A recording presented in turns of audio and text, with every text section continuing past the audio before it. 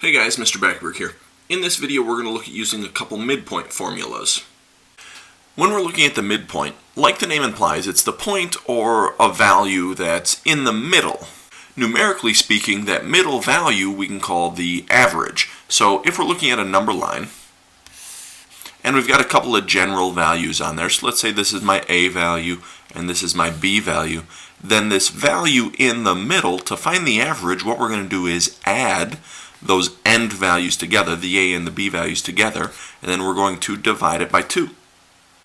So if my A value was -2 and my B value was 6, then in order to find this midpoint, like we said, we're going to add those values together. So -2 plus 6, and then we're going to divide that answer by 2. So -2 plus 6 is 4, and 4 divided by 2 is 2.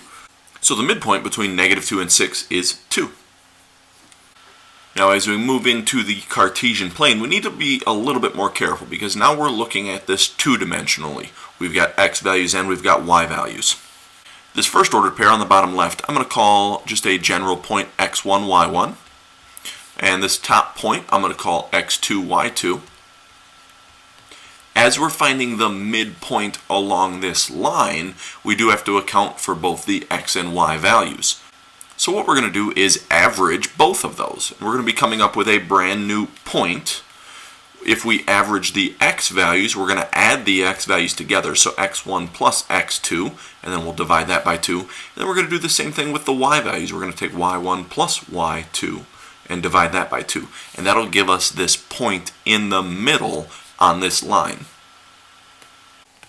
So as we look at this example, we've got 2 points out on our Cartesian plane. Our first point is at -5, 2, and my second point is at 3, 7. We want to find the midpoint of this line segment.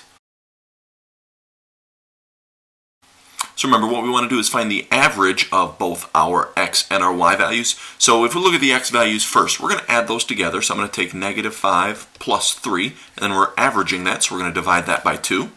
And then we need to do the same thing with the y values. So 2 plus 7, and we're going to divide that by 2 as well, since we're averaging this. -5 plus 3 is -2 over the 2, and then 2 plus 7 is 9 over 2. Now we can reduce this down. If we take -2 divided by 2, we're going to get -1, and if we take 9 divided by 2, we get 4.5. So the point -1, 4.5 is the midpoint along this line. That's going to be it for this video. Thanks for watching.